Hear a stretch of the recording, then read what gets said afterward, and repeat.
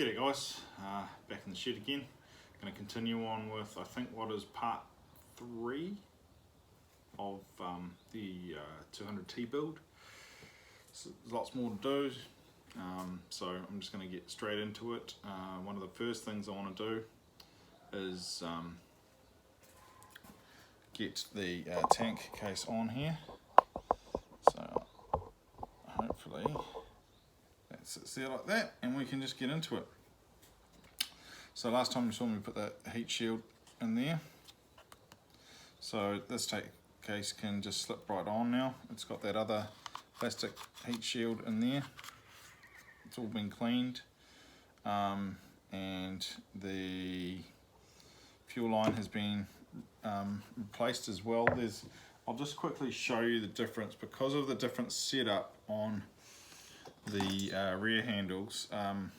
I had one set up for a toppy, so there's the toppy fuel line, and then there's the rear handle fuel line. So they're quite different, as you can see.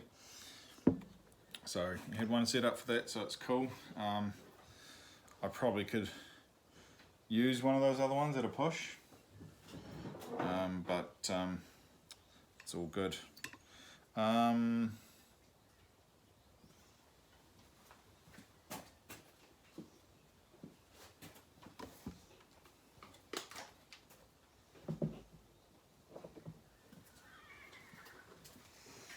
Sorry, I just had to get a battery for my son. He's going to do some weed eating. Good lad. So now this is the way to slot this in. You basically do it from what I call the flywheel side. Alright, and that just will slide in like that. Flick the impulse line up at this stage and through.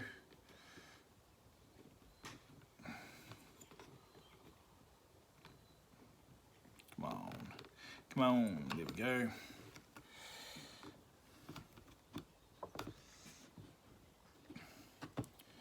So that sits easily in there, because that's got to go up to meet the carb, of course, to run our carb. Very important little piece of kit, the impulse line.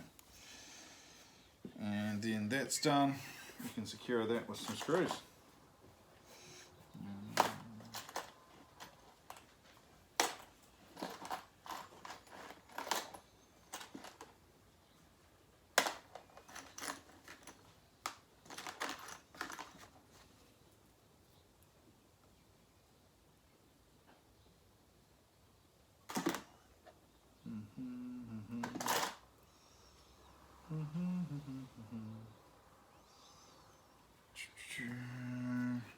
Just looking for a missing one screw for some reason.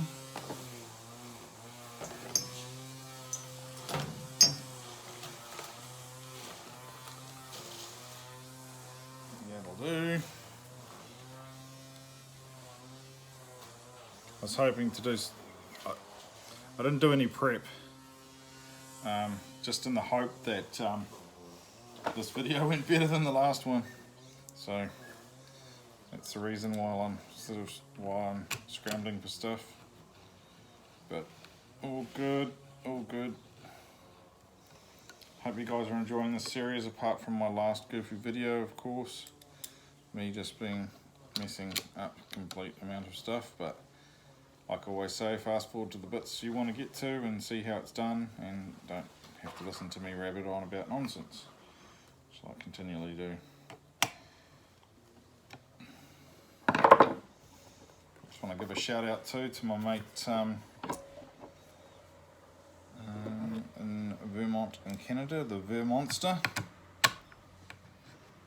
He has just got a wood miser. He's put up a video of it up on YouTube, and of him setting it up, and he goes through a bit of a walk through his forest as well, I think, and shows some of the timber he's got lined up, and shows some of the smaller trees that are growing there and stuff like that. So I was quite impressed. I just love that sort of thing, and it's cool to see the whole thing. He's got that wood miser for. If you don't know what a wood miser is, it's a mill. And I was just impressed to see that, you know, he's going to be milling some stuff to build himself a workshop, and it's just really cool.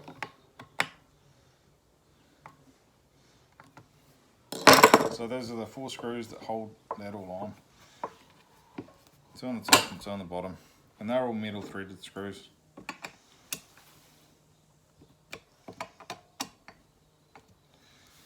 Cool. What can we do from here? We'll probably put the flywheel on. Need the key for that, which is in here. Now, I'll just slot the key in there into the flywheel.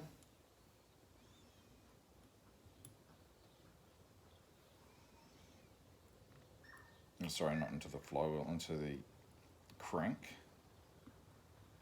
Slot the key in. That can sit there. I'm just going to give it a tiny tap, just to seat it in there.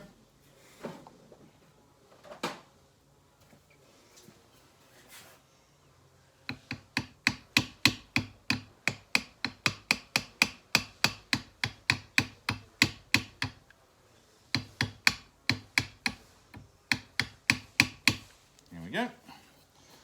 That's seated in there now, and we can get our flywheel, which is over here.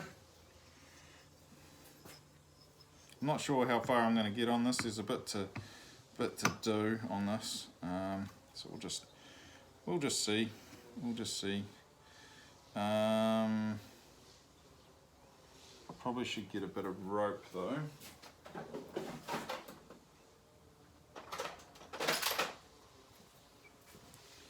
Bit of rope, and we'll put this down the spark plug hole now, since that is available to us.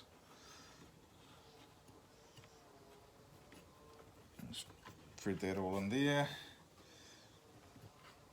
Turn the flywheel so that bites. It's cool. And your flywheel on a Stihl is always one of these type 13mm nuts.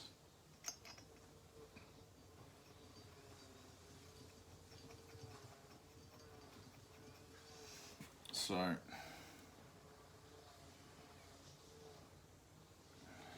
I'm just going to rattle that on there.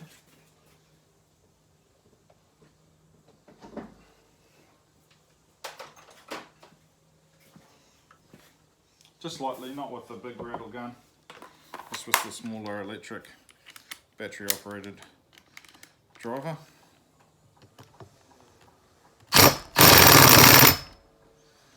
Cool. And then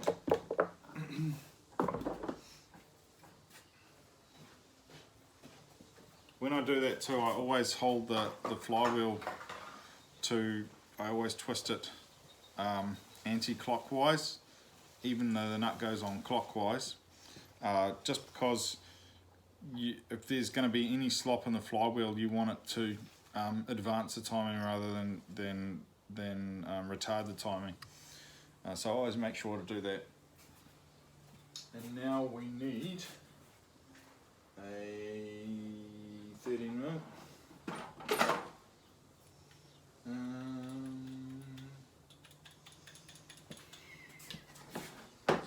That's a 19, it's a 13.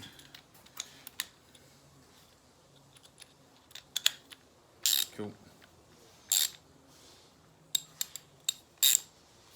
Cool. And we'll just tighten that off nicely.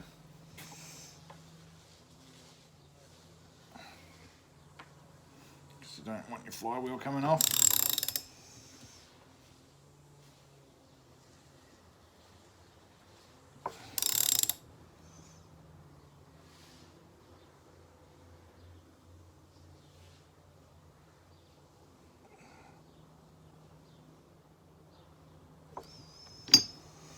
That should about do that. It's on there now. Now this is a good time. You can take that bit of rope out now. This is a good time to set that magneto, because remember in the last video setting the magneto, we didn't do it, but as part of putting the case in, I put in the ignition module because it needed to be done in order to get those wires through easily, even though I didn't make it look easy. So now I'm just going to wind that around until the magnet sort of clicks onto the magneto there. Just going to pull that cord off.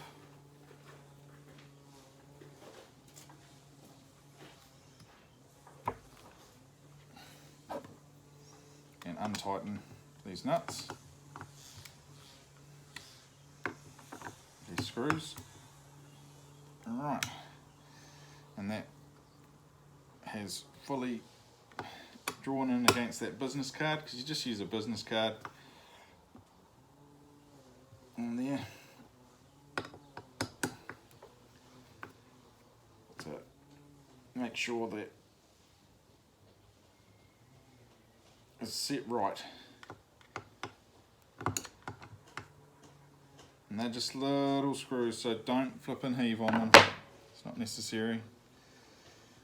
And then put that thing in, take the business card out, and your distance between your ignition module and the flywheel is now set. So don't forget that little step, because that's very important to the operation. You'll get some very erratic running problems if you don't do that step. Right, now what can we do now?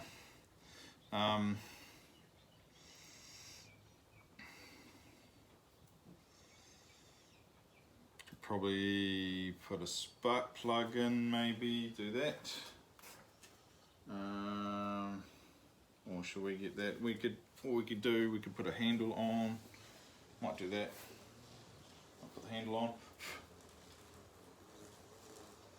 Puts the handle together. This is quite an interesting part of putting everything together, because as you can see here, I've completely got no innards on the handle whatsoever. And so this is part of the handle, goes on there. That's the on the other side, on the flywheel side of the saw, sort of fits into there. You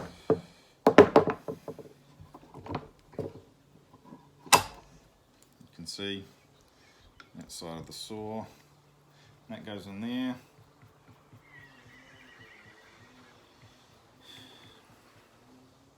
And this has two metal plates, and then it's got the rubber in between it, and another metal plate down the bottom of it. What I do for this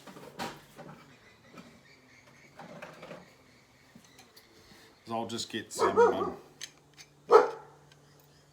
Echo.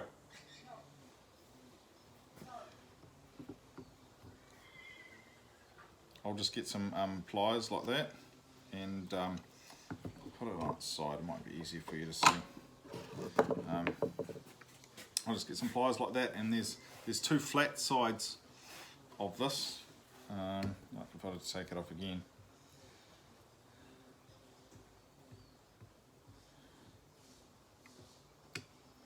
There's two flat sides of this, and I basically, on the flat sides, I just reach down and grip the bottom metal thing between some poly grips like that, and then you can turn it to tension up or tighten up that AV mount, and that's very important for the handle. So you can see I'm just reaching down, tensioning that up, and that's good for that.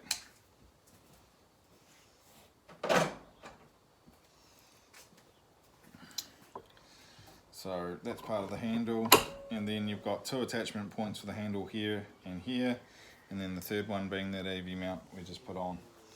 Now these are the screws you're going to want to use for that handle, the AV mount. They sort of float in there, and they go through and screw into those there. And I'm just going to think, is there anything else I want to do before I want to put the handle on? Yes, definitely gonna step back here a bit, and we'll just put the boot in. The boot. So this is interesting. So I've just found a difference. Oh, no, I haven't. No, I haven't. They're the same. So basically that goes down like that. So this tag here will point towards this mount, this front mount here as it goes on. I thought I'd found a difference. I thought the line for the impulse was on a different side for the rear handle versions, but they're not. So that's down there now. And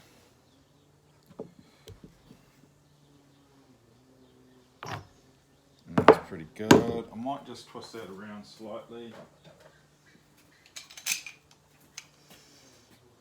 I'm just going to gently grip that and twist it a bit.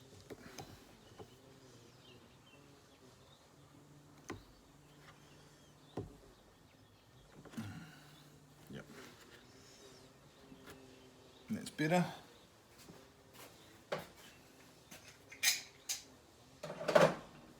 It was just this little tag there, it just sort of bumps up against a nodule on the top of the cylinder there. Right, everything is ready for the handle now. We've got to put this through, we've got to put the impulse line in, and then the handle can go on. The impulse line goes in on the underside of the saw here. So it plugs into that hole, okay? So you probably want to make sure all those things are going into place, the easiest of which is probably going to be the impulse line to do first. So I'll just plug that into there, underneath there now. And then the second one is probably going to be scrunching that. Oh, sorry, I've forgotten something on the intake boot. Got the little thing that holds it down, so we're going to do that. Just staring at the cylinder going, that doesn't look right. So that just actually presses down onto there, and that's all that holds your intake boot on.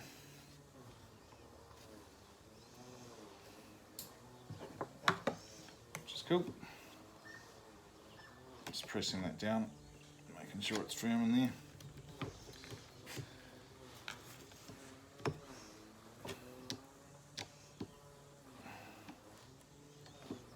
Working it all the way around.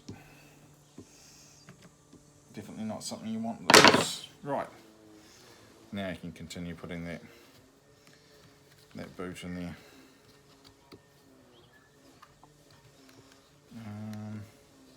Wonder if I might try and use my trick here.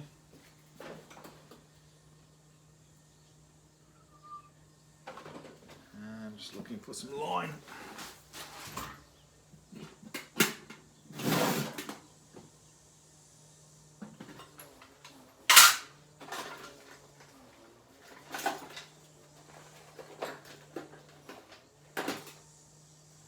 Don't know where it is.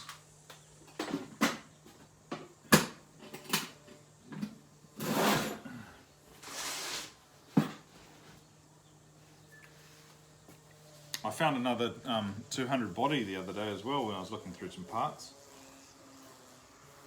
which is quite cool. I don't know where. I usually use a line to hook these through, but I'm not going to do that, I think. I'll just try and persevere and put it in.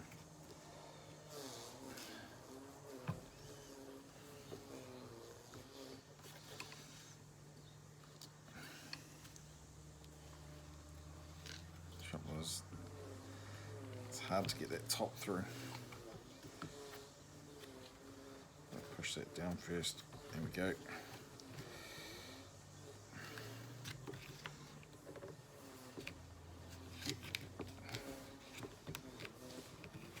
There we go.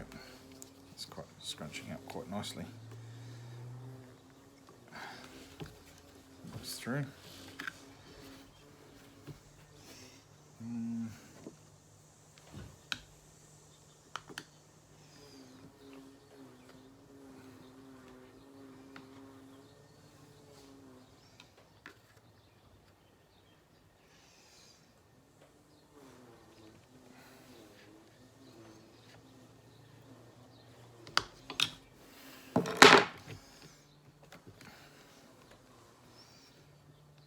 Come on.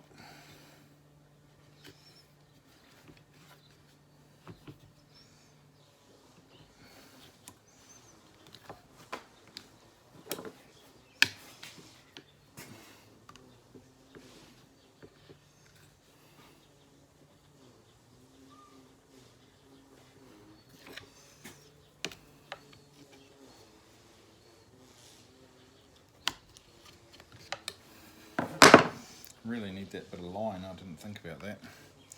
I use a bit of string line to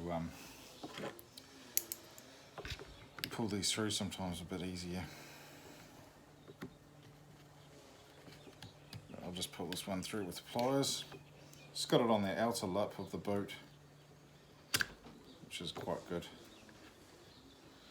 The grip there, because you're not really endangering punching a hole through the boot, and it's quite solid there. Alright, so that's that in. I'm just going to check now that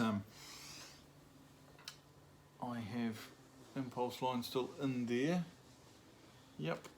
It may have slipped a little bit, so I'm just going to make sure it's on there. Yep, it's on there well. And then, last but not least, we have the fuel line to poke up through the bottom here.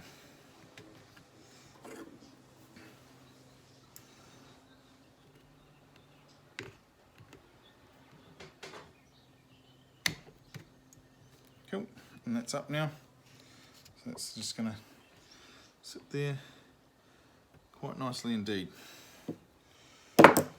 And that is basically our handle on. I'm just going to start to put a few bolts in for that. So I'm just going to secure one. Goes down through the handle here into a hole.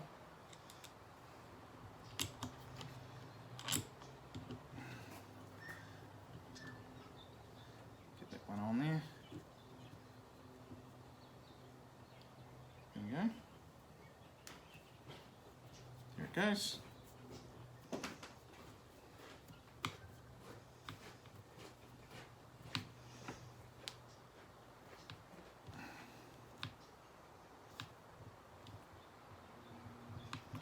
So that AV mounts in.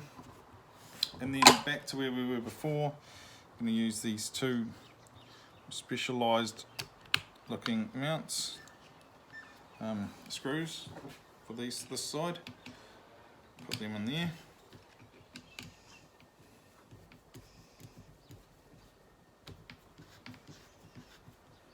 On the back. And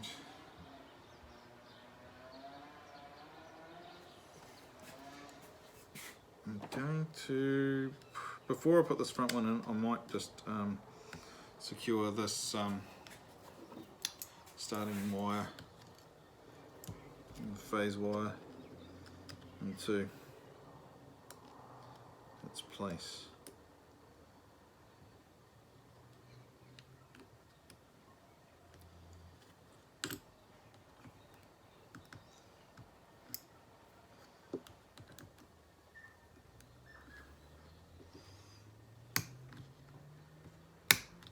Right, and get the earth wire. Earth wire looks like that, and that fits into, and it fits in this way like that. It sort of goes around the handle and slots in there.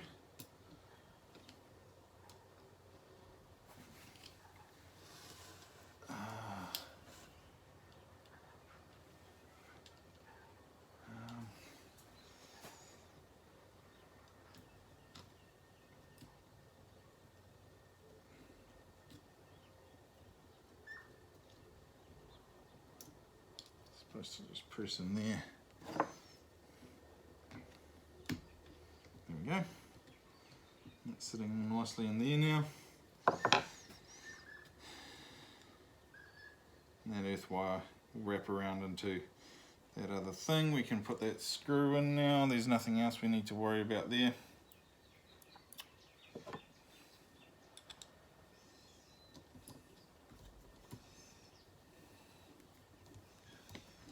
just trying to do everything I can think of to make it easy on myself, so I'm not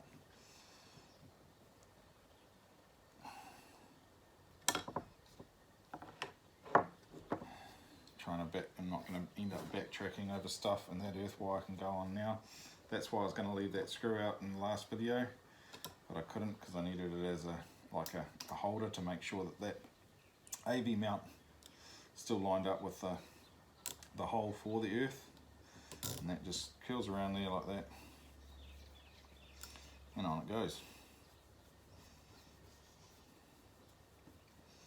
And that's your earth. And the last case bolt as well, all on there. Right, so the handle has quite some detail. It's got a lot of moving parts. It's quite a technical thing.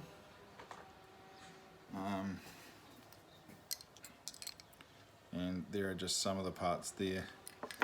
So you've got your starter, your choke lever, your throttle, you've got parts for your deadman switch or your lockout lever, choke and throttle levers, a little bit that holds the choke and throttle levers in,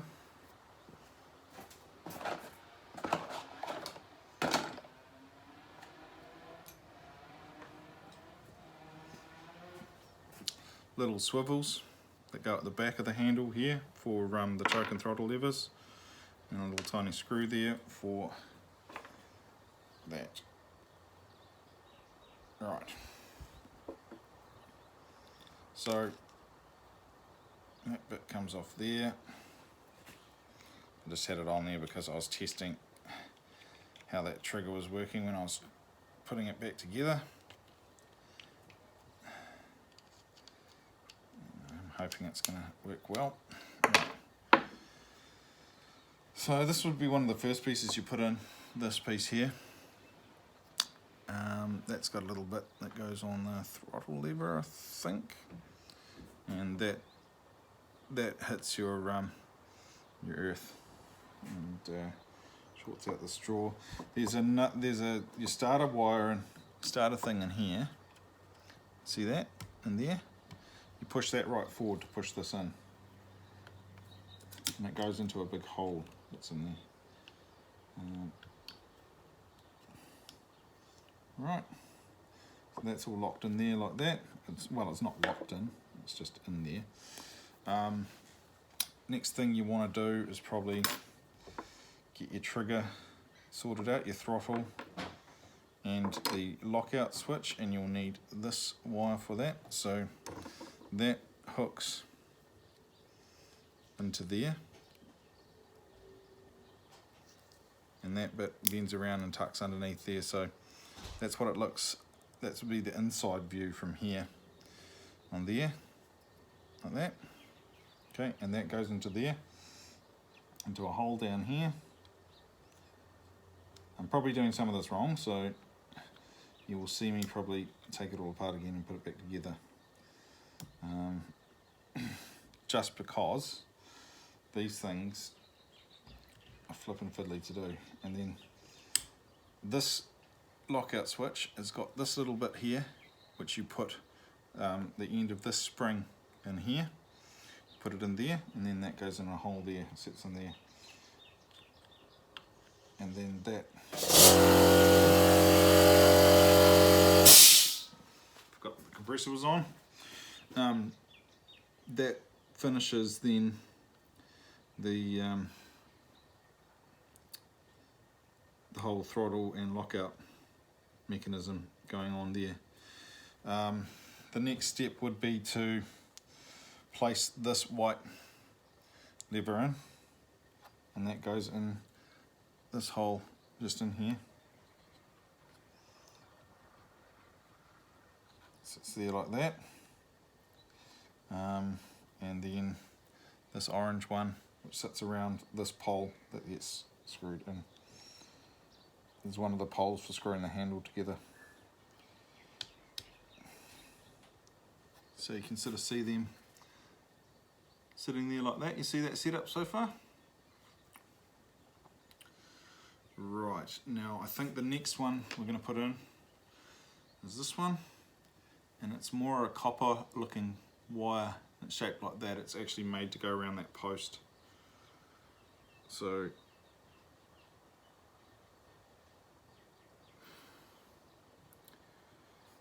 that goes onto there, I think, like that, and then, because if you do that should bring that forward. Yep, so that goes there like that, and then there's a more of a silvery steel looking one now that goes on, and that hooks into there, and then this one goes into your choke lever up there, and that is not right because it's not looking right.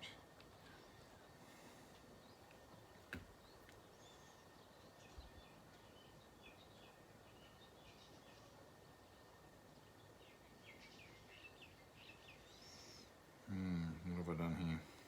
Oh, that's around the wrong way. See, I told you there'd be something. So, I think that goes around there like that. Alright, and then we put this one in. Oh, that's right. It's got this little thing. That's right, here we go. So that bottom hole is where it goes in to there like that, and it sits in there, okay? And you have to do that first. And then that slots down in there.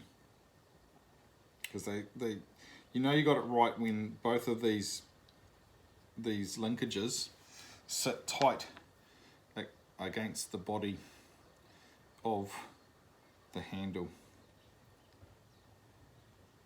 Most people don't take apart the handles. I do, because I clean everything inside there and make sure it's working well. And I especially had to take apart this one to make sure that's working well. So now that I've got all that in there sitting right, I'm pretty sure that's right.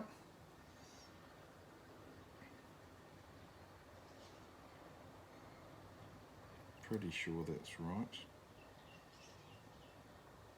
Yep.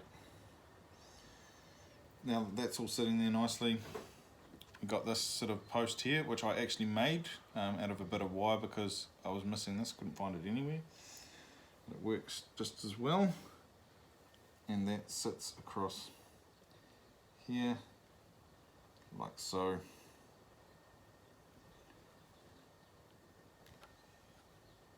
And it just secures all those bits into place there. I'm just gonna punch them in like that.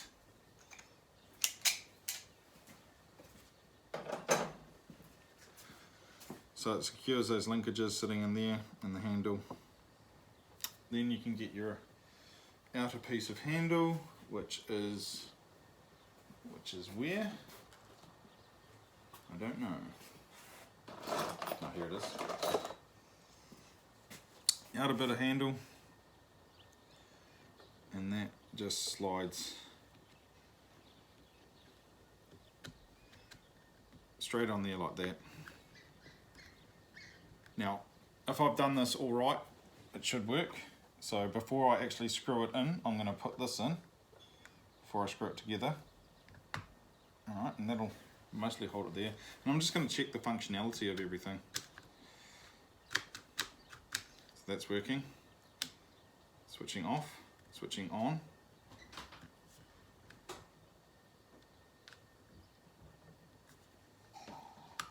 And it's going to full choke and held down. I'm flicking it forward. Oh, it's actually slipped. Flicking it forward.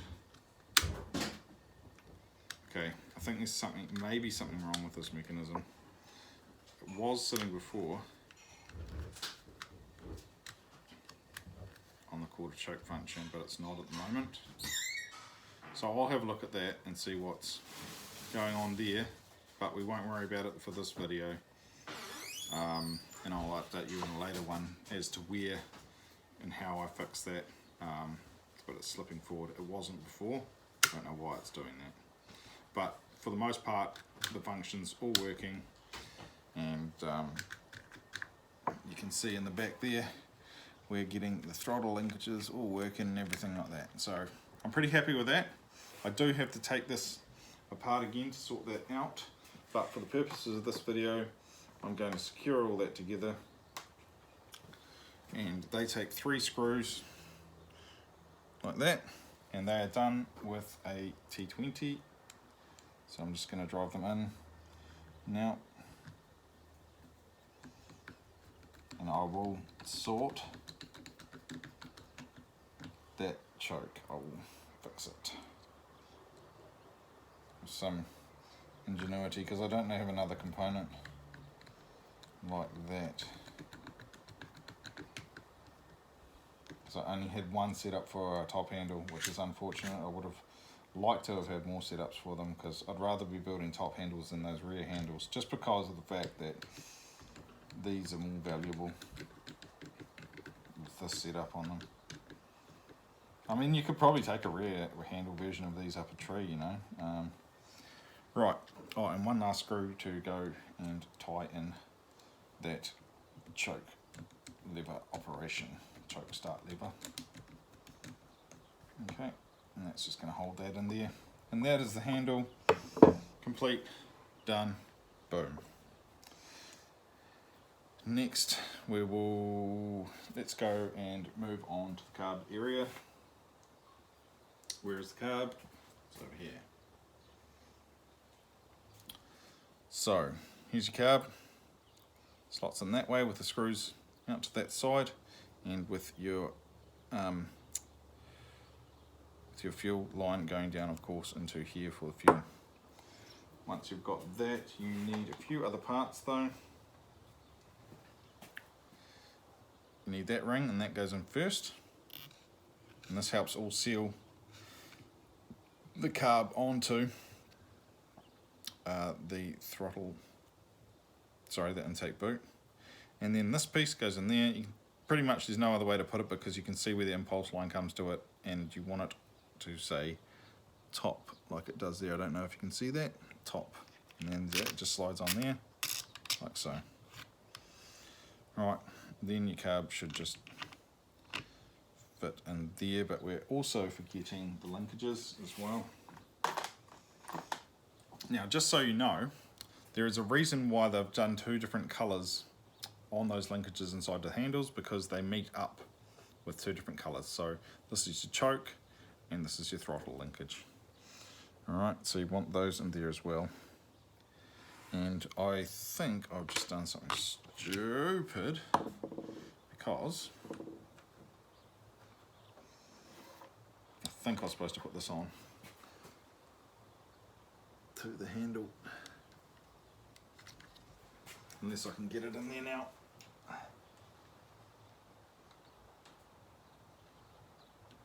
Oh yeah, you can get it in.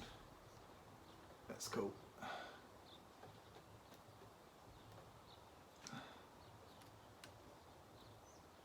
Unless it goes in like that.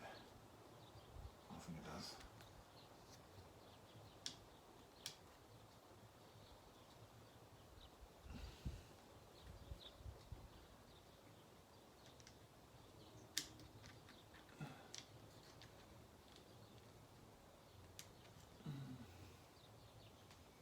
It won't go in that way. It's definitely going to go in that way. And not that way, yeah, definitely up that way.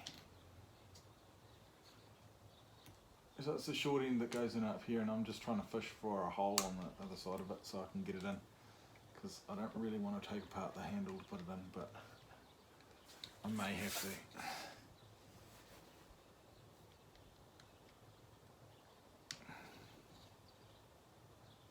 Oh, are you going to go in? I'll push my screwdriver in there and see if I can push it in.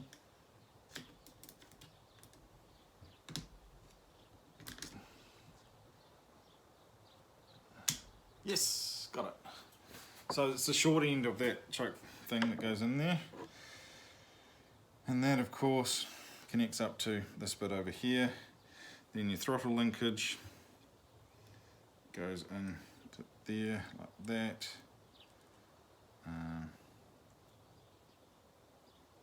Yeah, that end goes up into here.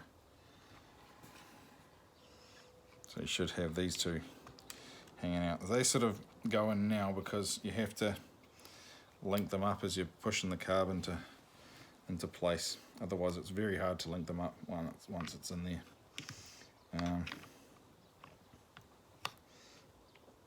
So that's around the wrong way. That way.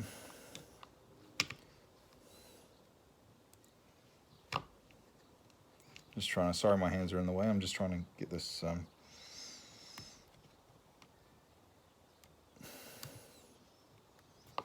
throttle in there, and this one around too.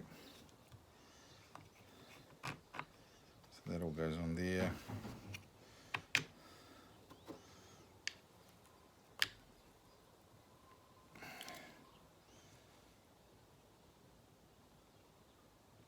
Just depressing that fuel line back down so it can fit under there.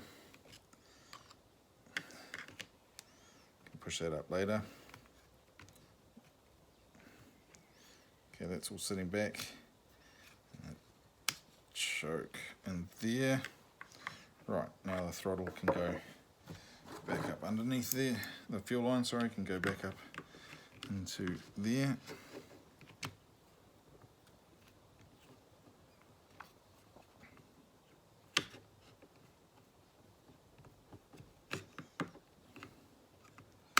Sorry, hands are in the way again.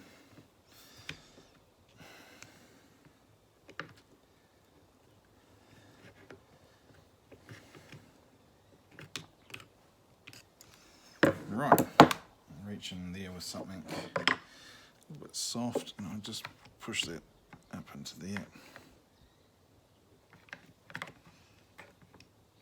Or a little bit blunt is what I mean.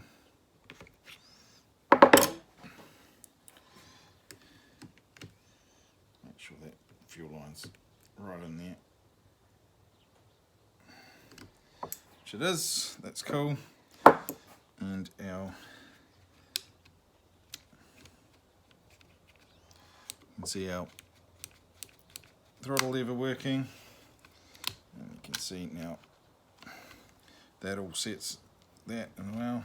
It's supposed to be half choke, that's supposed to be half choke there, and then down and then off. So that's all working. Awesome. Too easy. Right, at this stage you can slide this bit in. I often take this out though for tuning, so that can sit in there.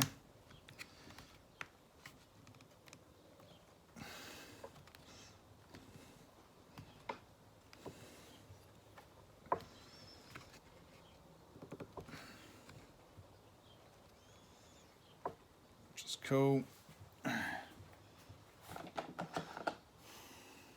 Then we have this bit, and this bit often has a little bit of sponge that sits in there, and I don't know where that is. I know I've seen it somewhere. Actually, it may even be down in this toolbox here.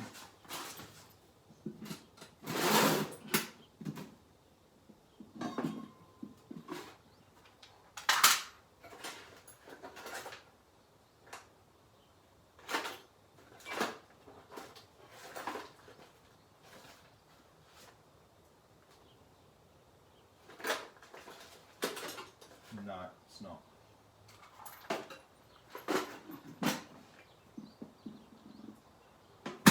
I'll make something up for that. There's usually a bit of sponge, sitting there. Just a little bit of square sponge, so I'll make something up for that. Yeah, that just sits in there like that. Usually. And then you have this piece that goes on. Yeah. Is that correct? No, this is a bit for the flipping other one. That's all we need after that.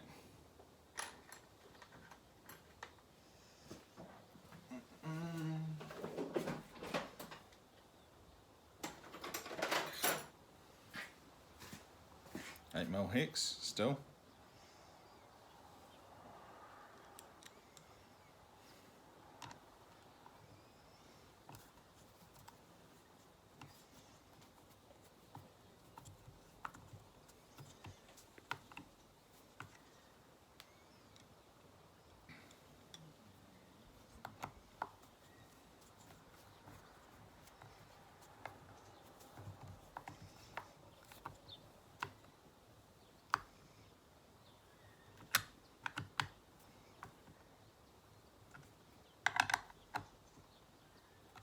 Right, it's nice and tight on there like that, and we can put our cover on, which is quite cool. Just a scrunch will do. Scrunch will do. Oh, sorry, air filter as well. I was wondering, I knew it looked funny for some reason.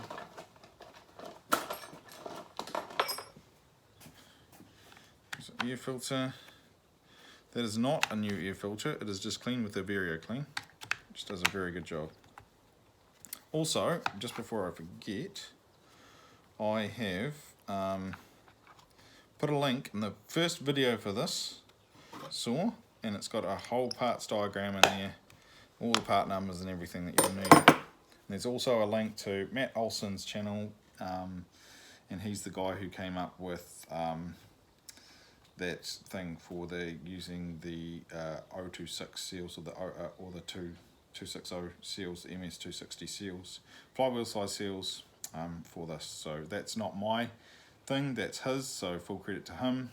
Don't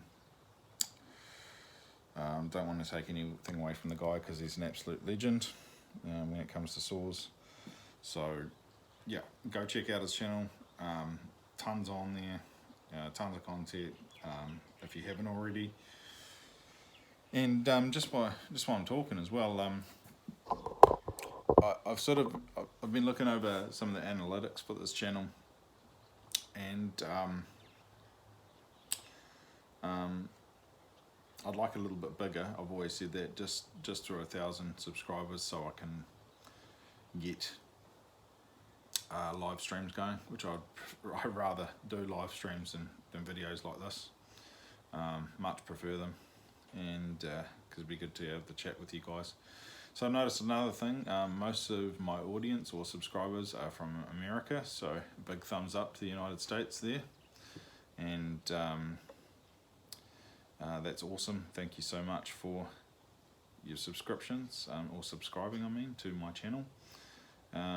But I noticed that only about 18 to 20% of my viewers are subscribed. A large portion, so 82% or so of my viewers aren't subscribed. So if you've seen 2, 3 more of my videos, you could be a person who might want to think about subscribing and getting us up to that 1,000, so I can do live content, which is what I prefer to do, which would be really cool. I love sort of chatting along with people as they ask questions, or just have a laugh, or create a bit of conversation rather than me just babbling on anyway. But cool, I didn't want to linger on that for too long. I'm just gonna carry on with the rest of the build now. So as a little bit of a segue on this build, I'm just going to put that aside and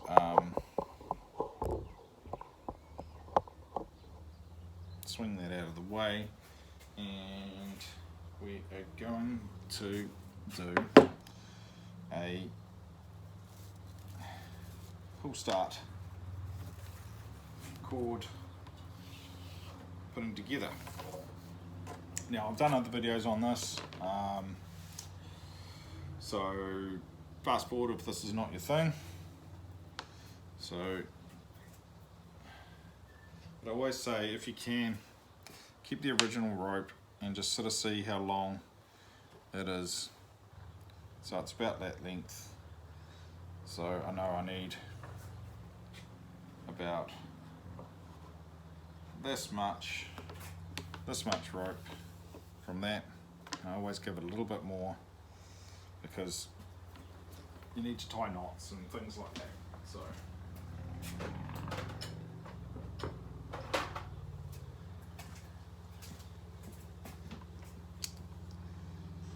So I'll cut that there.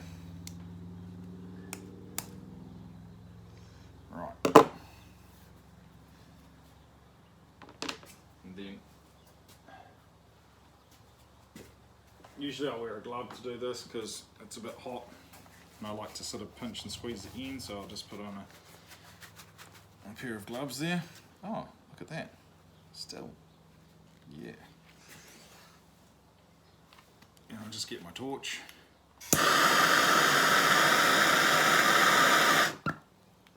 Burn that away, and then I just pull the ends forward like that. Okay, and that's just to basically get it in a hole. That up there.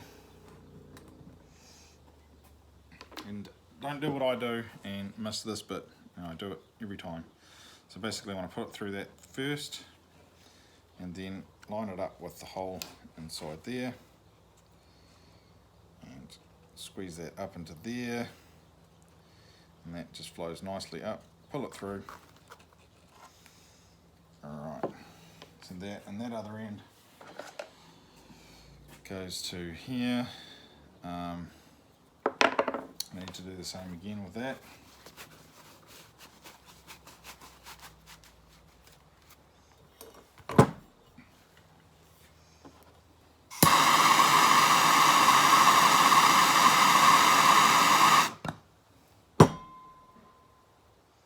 Just pinch that again. Just sort of smooth out that end so it stops it fraying and everything when you're trying to push it up inside a hole there. And that can just feed up inside there.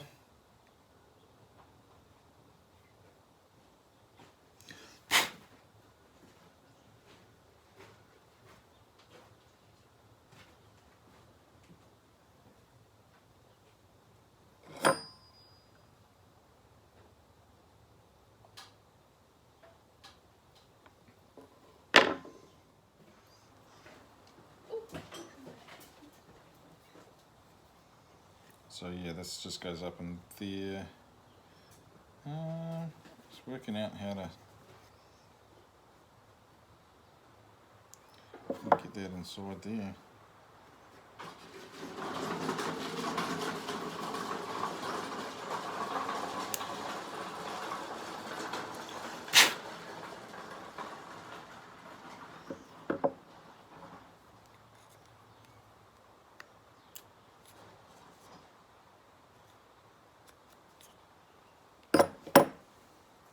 It's just like a little flappy thing, and then that goes, sort of bring it up like that, so you can push that down in here. There's like this little flap thing or something on there. Anyway, that gets tied in a knot. Probably do a figure 8 on this end, so because you got a bit more room. So I'll do it. Sorry, it's going to get a bit noisy. My wife's doing the lawns. Actually, I'll close this garage door.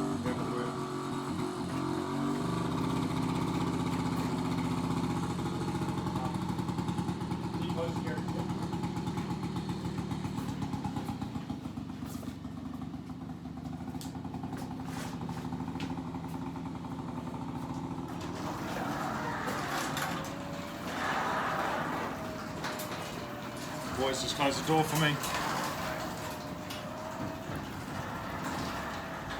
So I did a figure 8 on there, and that'll help. I'll just push that in a bit more. That'll help keep that end nice and secure.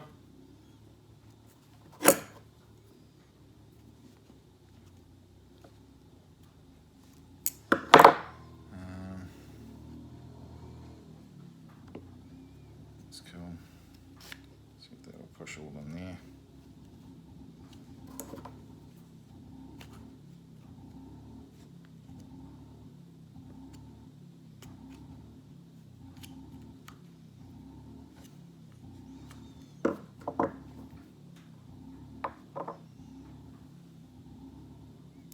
my wife doing something with that lawnmower. It's a 2-stroke lawnmower, dirty old 2-stroke lawnmower. Tecumseh.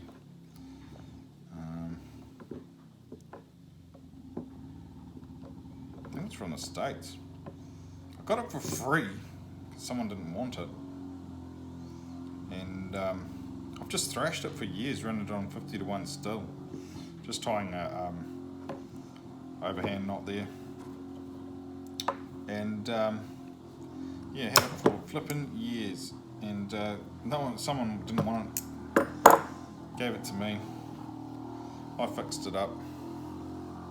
Well, I didn't fix it up, it was going pretty sweet actually. That's going to be a problem. I want to burn that a bit more.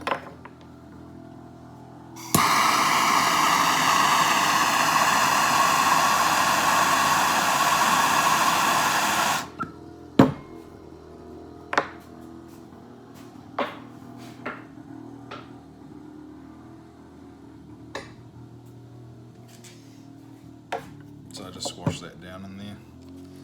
Then hopefully that'll just all fit. Down in here, it's always a problem on these smaller saws trying to get stuff to fit down in there, because there's not much space.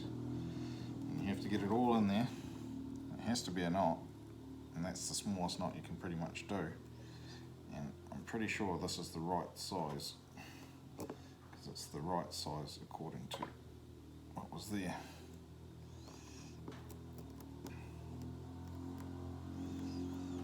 And you have to push it all down in there, because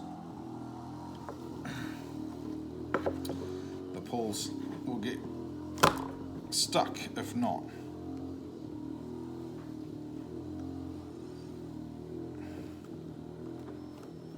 No, this one won't. But it does pay to get it all in there.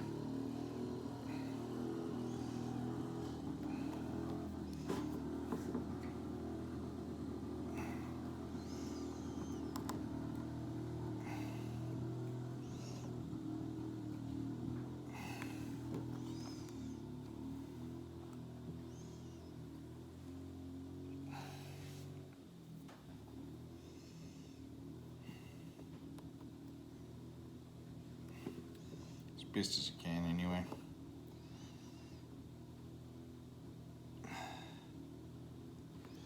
Alright, that's pretty good. And then you pull your rope through.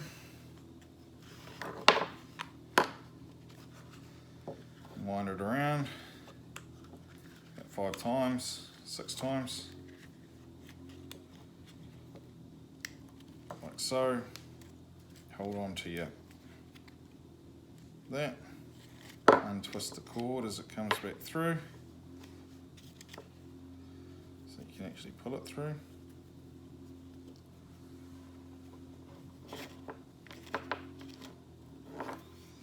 Then hold the cord at the top there and pull it through. And you have yourself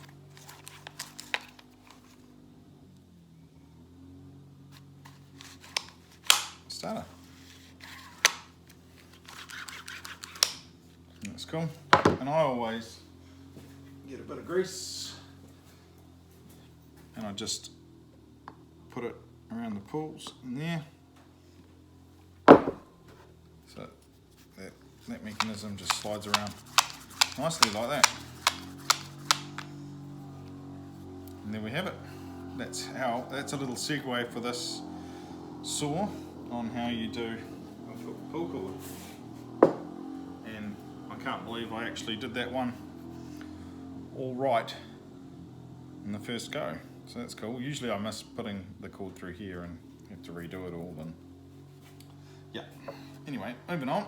Now we've segued in that, we'll put the pull start on. The thing to remember about the pull start on these is that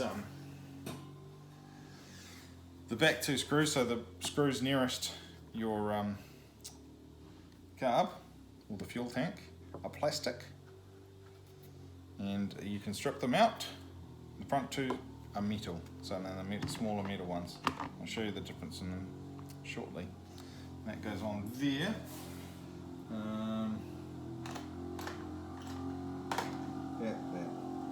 That. We've only got one of the back ones. I thought I'd done all the screws, but obviously not. There's another one. That's another one. So.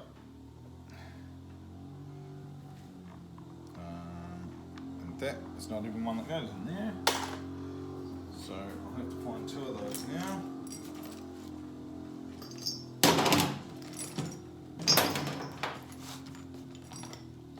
And there's another one.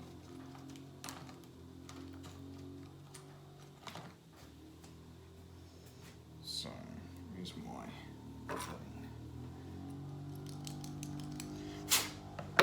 Right.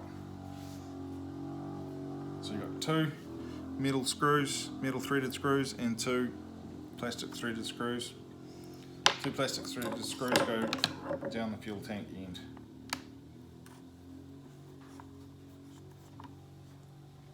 And the metal ones go out the front. Now I always do these like I do a cylinder when I'm screwing it down, just to make sure that the holes line up. I'll do them across from each other. I find that the easiest way to work on a fuel tank. And remember, because these are plastic, you can, those plastic screws, you can flip and just strip them out, so be aware of that.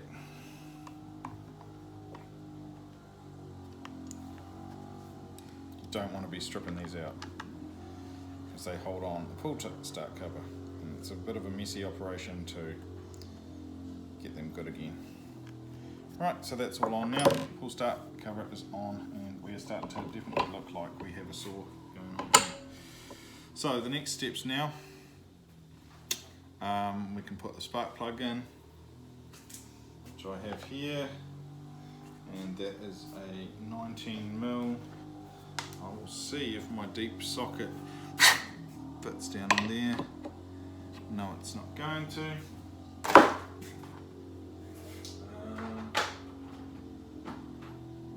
What about this one? Is it any thinner? Yes, it is. So we'll use that one.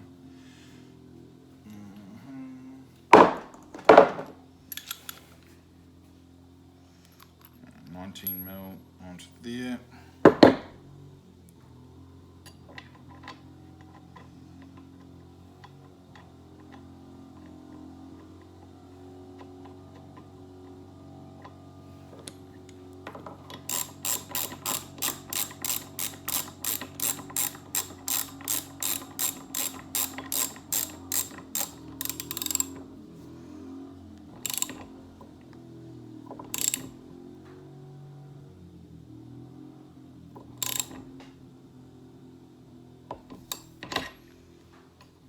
Yeah, you don't want to put those in too tight either, because you can strip out that part of the cylinder and then you have to go and put a helicoil in.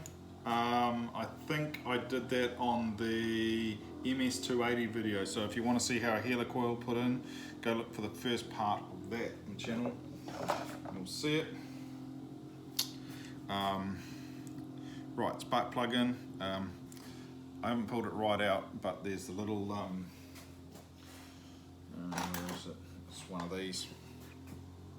One of these that goes up in the spark plug, right? And that fits into a little hole, stabs into a little hole on the spark plug line there.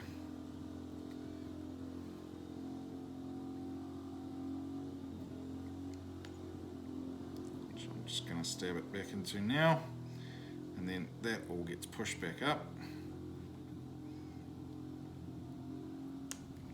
into there. Just check that it is in there.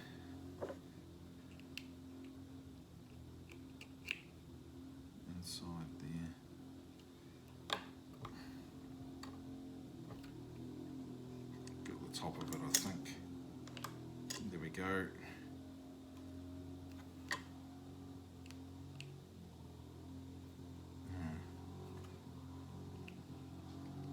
Something's gone wrong there.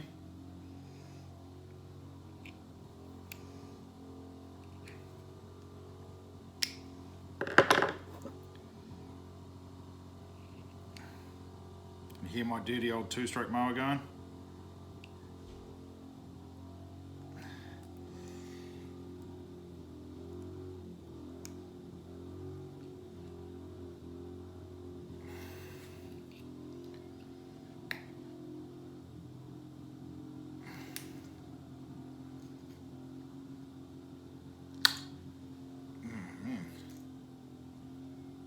Wow, I don't know what's happened to this, but I didn't do that then.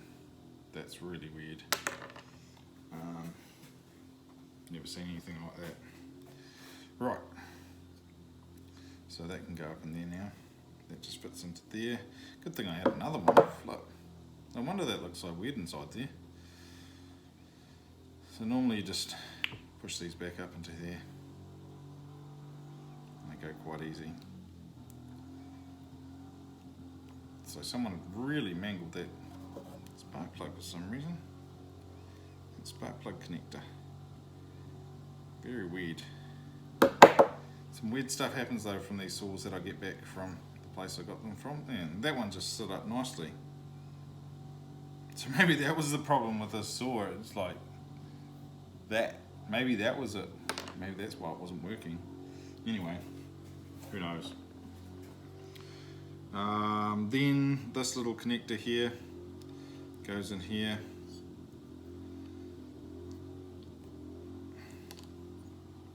Does it? Does it? No, it goes on here. It keeps the spark plug lead off the body of the cylinder.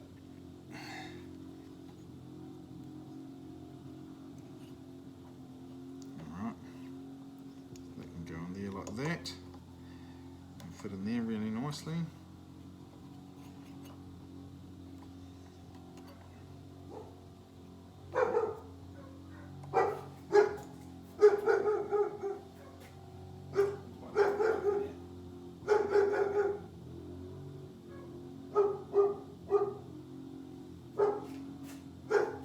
No idea what she's barking at.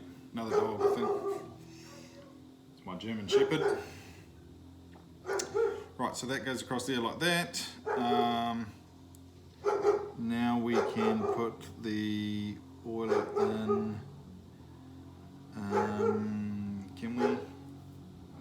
Yeah, I think we can. Which I have here.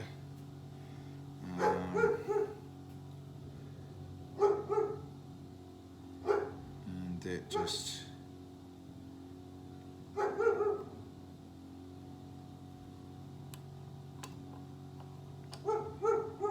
goes on like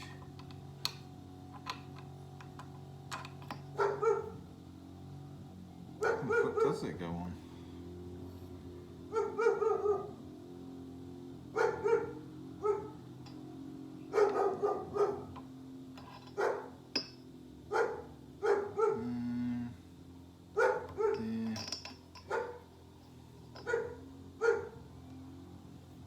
What's going on there? That doesn't make sense either.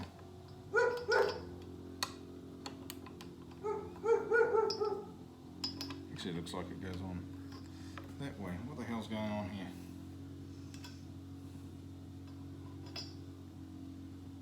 Must go on there.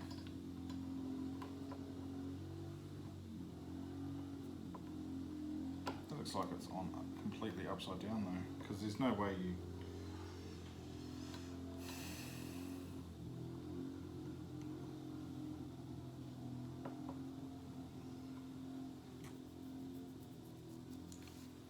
Give me a second, guys.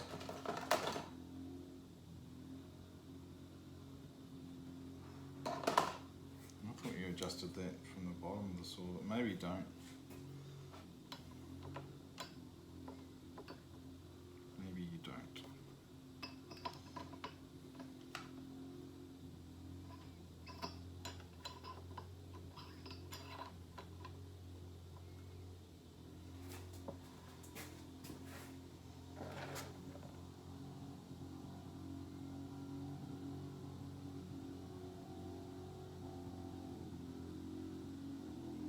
That's got to go down in there too.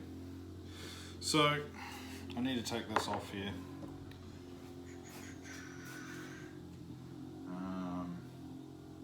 Scrunch.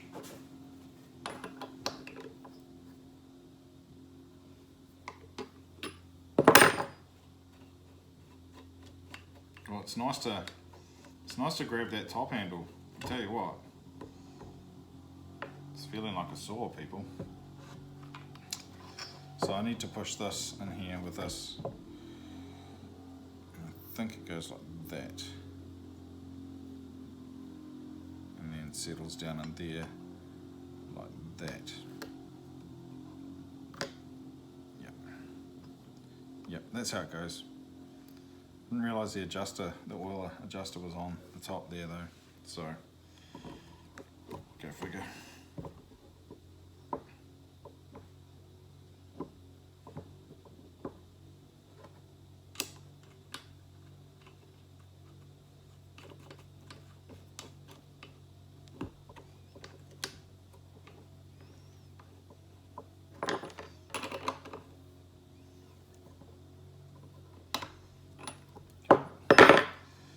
Right, a couple of little screws there for the oiler.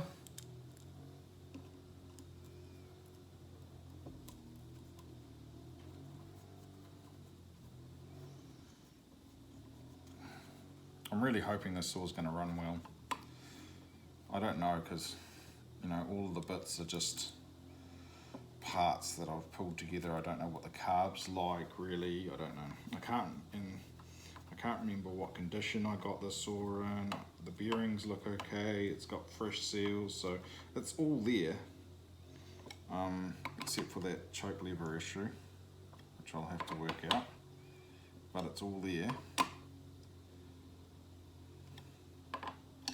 So that's in there. That pickup from the bar oil can go on now.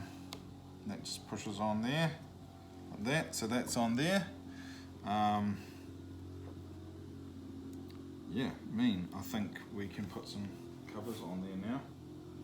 Oh, there's something I forgot to put into the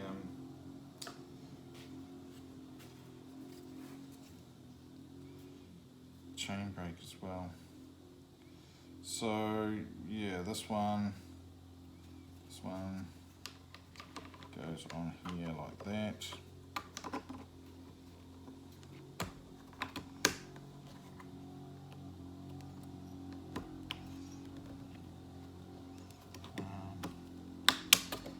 Yep, goes on here like that, and this one comes down, and it's got this sort of little locky thing in there that it sits into, and goes on there like that.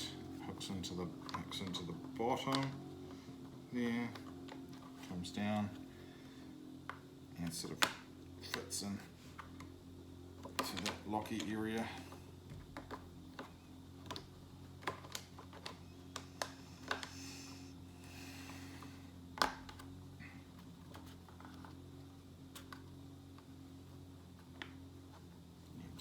Into there. There we go.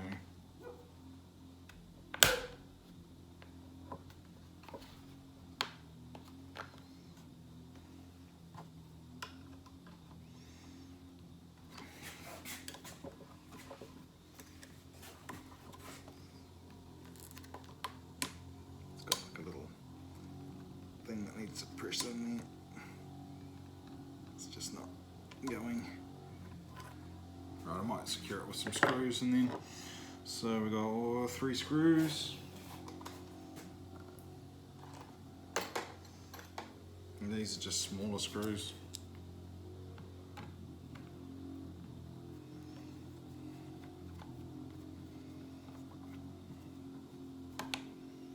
Now, for the rear handle version of this, I'm not going to take you through the pain of a hole and saw assembly, so off screen I'm just going to put another one of these together out of parts, and then so I can do it quite fast then. I'm not thinking about filming. can just build and go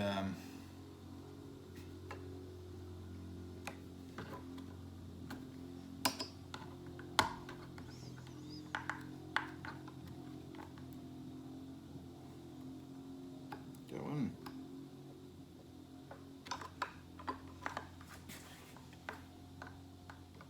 It's just really not wanting to go in there.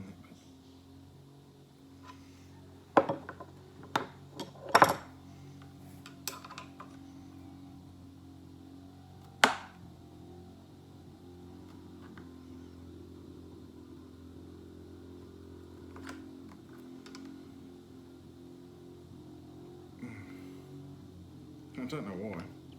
It's made to go in there.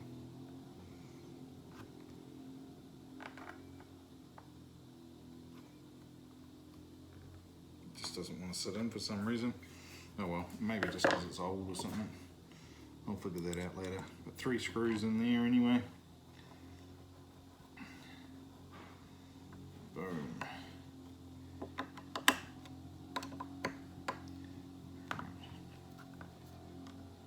Bugging me that it's not going in there though.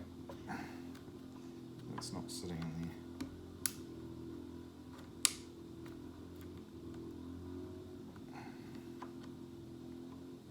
You might. Right, what else have we got to do?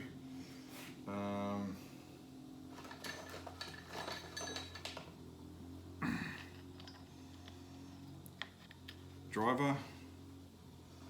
Oiler driver.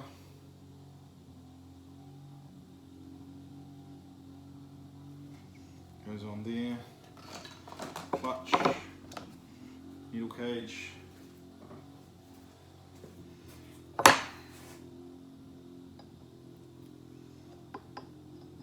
Bit of grease.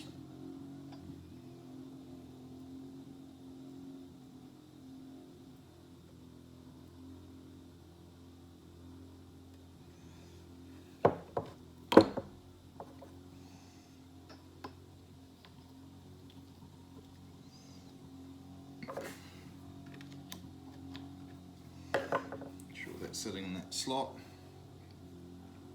Clutch goes on, left hand thread.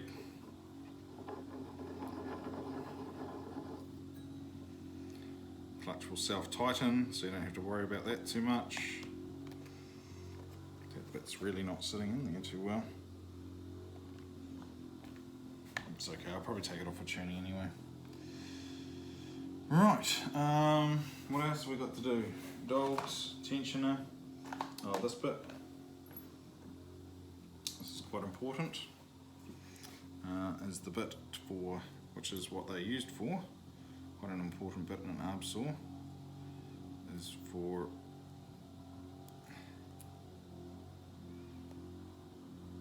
attaching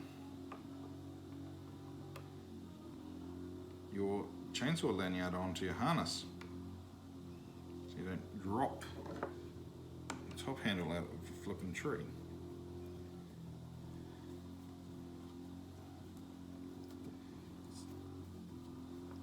Well, I don't know if everyone uses a chainsaw lanyard anyway, but I certainly like to. When I'm up a tree, on the odd occasion that I am up a tree.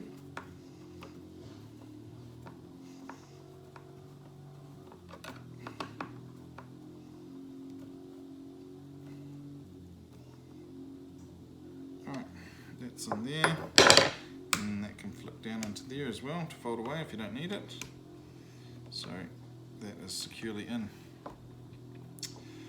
What else have we got? Did I put the fuel filter in?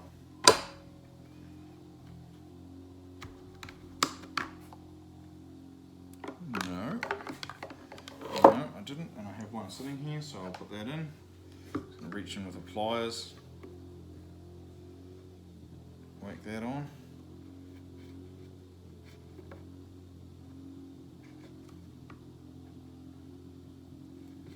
Cool, fuel filter done.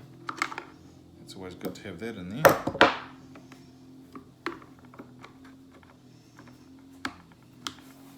Another impulse line there, but I don't need that. dogs in, so, and I've got the tensioner, so this can actually just come off here now. And then I actually haven't sorted out a bar and chain for the saw, so I'll have to do that as well.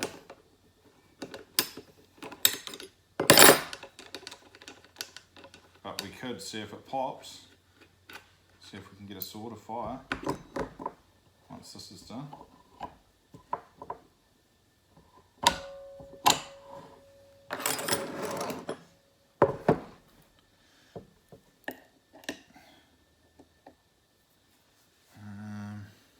I forgot to put this inside the pull start as well, so that needs to go in there. Not a major part of it. Right, dogs on. Larger type screw, I think, which I don't have any left of. Go digging for some. There's one.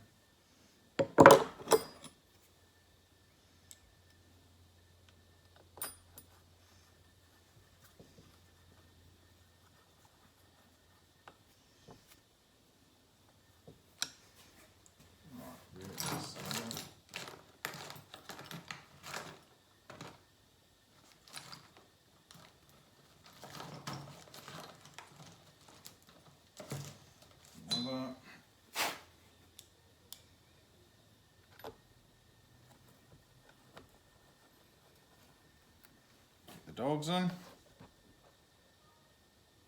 one there and one there. Right, tensioner, grab that out.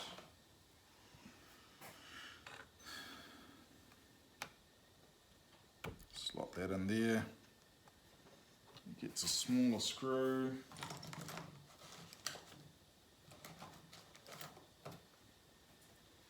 Where's that?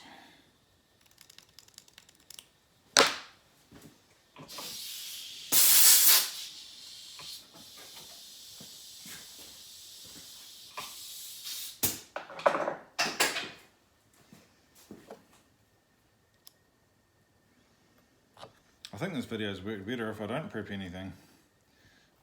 Tried to prep everything last video and it was goofy as. But I thought, oh well, it's a video, I posted it up, I'm not going to do it all again.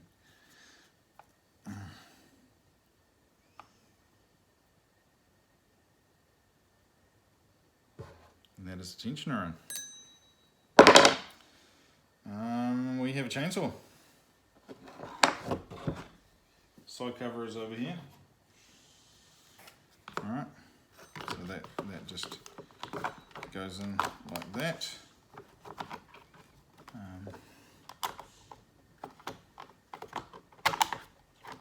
Just goes on like that. For the chain brake. And, oh, there is a hole for the oiler, it says there. Right on the top there. That goes on like that, the side cover. That actually is supposed to fit inside there, I think.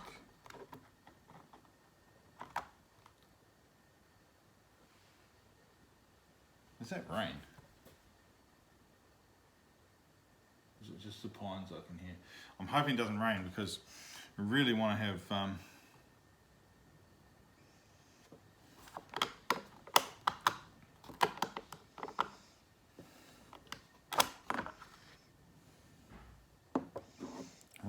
barbecue tonight. I've got some nice eye fillet in piece that I want to roast on the barbecue out in the fire pit. And then we want to cook marshmallows, so I'm hoping it's not, the rain's going to hold out. It's supposed to come tomorrow. So I'm hoping that it holds out. So that's all done like that. I'm going to whip this off. We'll put some fuel in the tank and we'll see if we can get it to pop, eh? I think I set the tuning right. Yeah, so what does that say? One turn back for factory tuning. So we'll do that. We'll start with factory and see if we can get it to pop. At one turn back.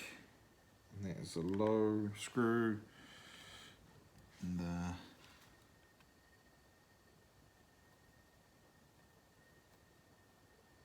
high screw. Wind this back a bit off there. We'll see if we can get her to pop.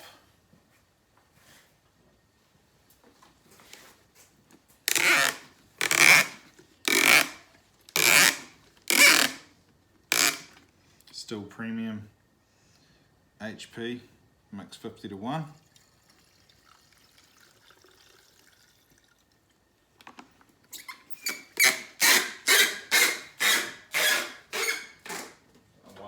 So much noise.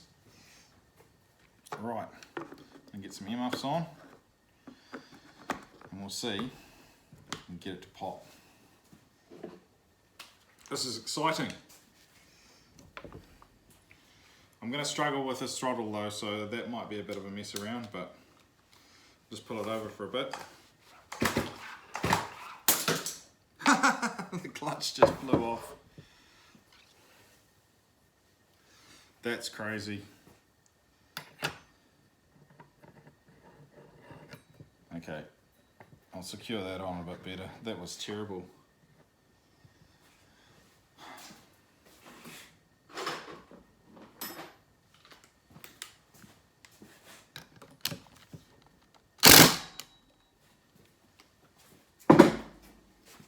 All right, here we go now.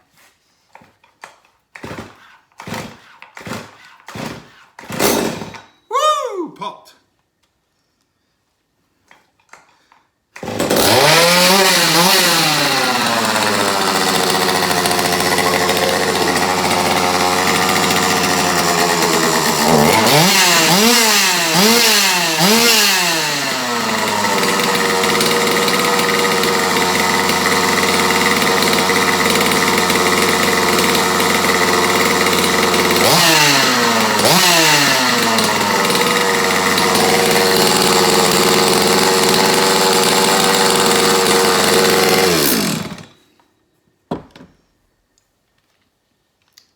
Oh well, there we have it.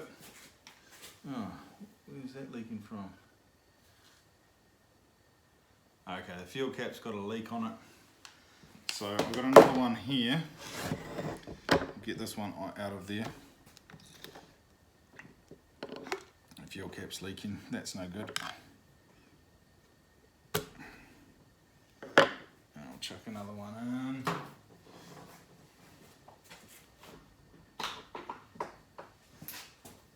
One I prepared earlier.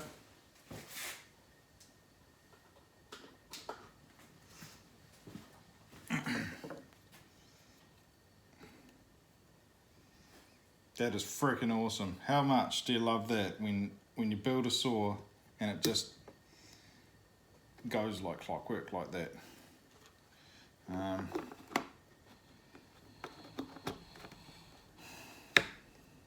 love that. I love that. So we'll just mop that fuel up there.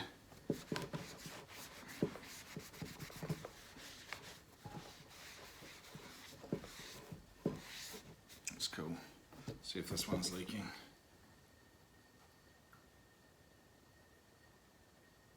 No, that cap's pretty good. I want to see if it starts again. Let's do it again. Let's do it again. I'm just going to put it to start since it's already warm. Ready?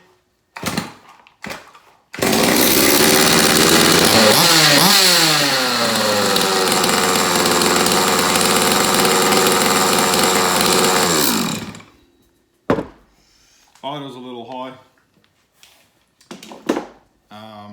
I don't know where it's sitting at in the tuning or anything like that. When I sort out a bar, might do a tuning vid for it maybe. But yeah, at the moment,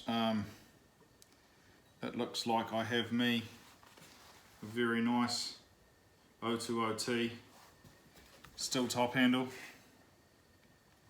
One of the good old girls. They're getting scarcer and scarcer, and I have one that's in pretty nice condition here, considering it's had a rebuild. So I'm absolutely wrapped to bits that another saw build has been successful, and that's why I started building these saws. It's how you get addicted to them, because each time you build one and you get it to go, it's just like, woo! I love it. It just gets me pumped, and I know it's just a small thrill, but that's the thrill that gets me going, and I love it. And I just like building saws and doing it, you know, and getting them to run, and then after that, and you've tuned them, you get to see if they are a good working saw, and that puts them through their paces, and you pick up a few more finicky bits. You know, you might have to adjust the tuning, or I've got that, you know, sort of choke. Oh no, it's holding now. Look at that, it's holding. I wonder if it's because I put that screw in there. It's sliding past a little bit. Nah, it's sliding past. Oh, it's holding there. It is holding there. Don't know. I'll have a look at it. But yeah, on the whole, absolutely wrapped to bits. Thank you so much for those of you who've been following along with the series. You guys who are frequenting my channel but not subscribing, please subscribe. Get us up to 1,000. Really want to do some live videos. I'm so glad that I can't go anywhere, but one of the benefits of lockdown is that I've got time to do things like build saws again, so that's cool. I just haven't been having that time, so.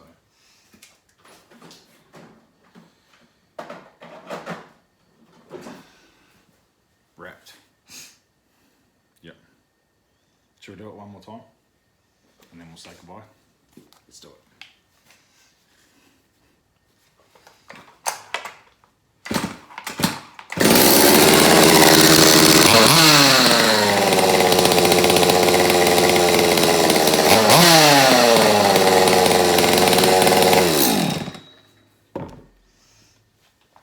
That's cool. And it's just set to factory tuning at the moment, and that's what I always try and set them to when I start off a saw like that, because that's your basics. Okay, so that for the most part, unless there's an issue with the carb or fuel or something, then that will get your saw started, and then you can work the tuning from there. Thank you so much, guys. Still for life, and we'll catch you on the next one where we get a bar for this. Maybe we'll see it cutting, running. I'll do a tune video, and then there is the last video I'll do on this series will be the handle placement and configuration for the rear handle version of the 200s, which you don't get to see. I mean, I doubt many people have actually seen one of these configurations, so get to see all that together, and I'll have one of those as well, which will be cool for around here actually, because mostly I go and pick up a top handle to do little bits and pieces, but if I've got a top handle with a rear handle like this, I'd be quite inclined to pick it up and use it, and it'd be a lot safer as well, because you're not really supposed to use top handles on the ground. Anyway, still for life, guys, and we'll catch you on the next one. See you.